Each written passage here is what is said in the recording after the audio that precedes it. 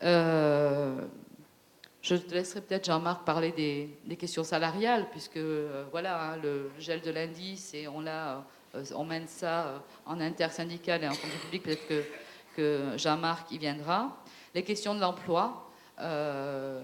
Dans le plan de finances de la sécurité sociale et le projet de loi de finances, mais aussi la loi santé, il y a ces fameux groupements hospitaliers de territoire, qui ne sont ni plus ni moins qu'une étape supplémentaire dans les groupements, les mutualisations, et c'est directement dicté par Bercy, et c'est des milliers d'emplois qui vont être supprimés dans la fonction publique hospitalière.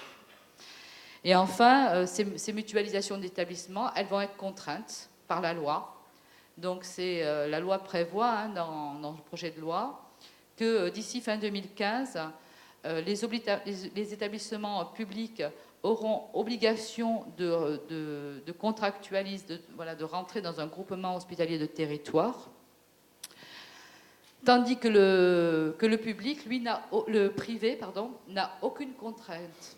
Et il sera libre de se restructurer, de se recomposer, parce qu'il se restructure, le privé, à sa guise, sur les secteurs et les activités les plus lucratives et qui représentent un marché juteux pour lui et qui permettra de verser des dividendes à ses actionnaires.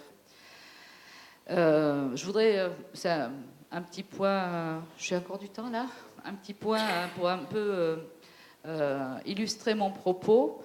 C'est un petit point terrible, enfin c'est un exemple terrible qui est d'actualité. On vient d'apprendre là que sur le centre hospitalier d'Orthez, où la maternité est menacée et où il y a une volonté de l'ARS de fermer cette maternité, on a imposé à l'hôpital de coopérer avec la clinique qui était au bord du gouffre. Cette clinique a été rachetée par le groupe Kappa.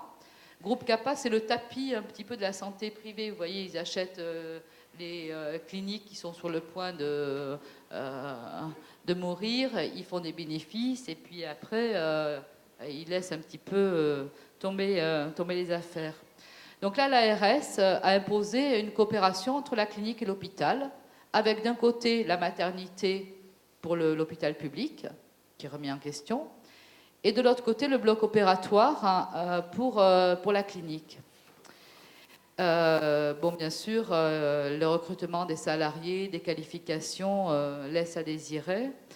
Et là, il y a eu un décès d'une jeune maman, hein, suite, vous avez peut-être vu dans les dépêches.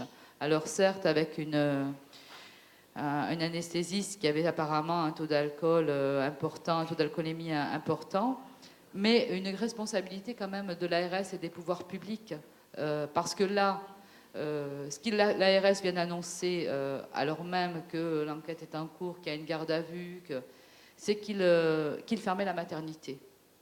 Donc voilà, ça c'est le projet de l'ARS, en fait, c'est d'affaiblir l'hôpital public. Et là, alors que la maternité n'est pas en cause, que c'est un problème au bloc, la clinique, il ferme la maternité. Donc il y a vraiment une volonté de restructurer et d'affaiblir le service public au détriment du privé lucratif. On va avoir un temps fort aussi, je vais essayer de finir peut-être, parce qu'on a une action le 9 octobre à la caisse de retraite, puisqu'on a une remise en question, hein, dans notre secteur de la catégorie active au moment du départ à la retraite pour l'ensemble des agents, hein, parce que c'est la catégorie active qui est visée, mais là c'est ciblé sur certains professionnels qui ne sont soi-disant pas plus au pied du patient, et notamment les auxiliaires de puériculture, mais aussi les brancardiers.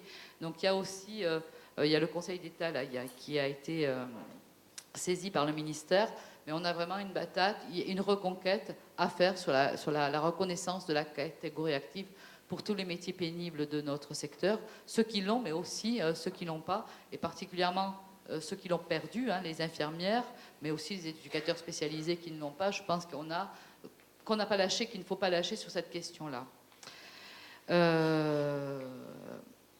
Écoutez, je vais peut-être en finir là. Moi, je pense qu'on va gagner et je suis très très confiante. Voilà.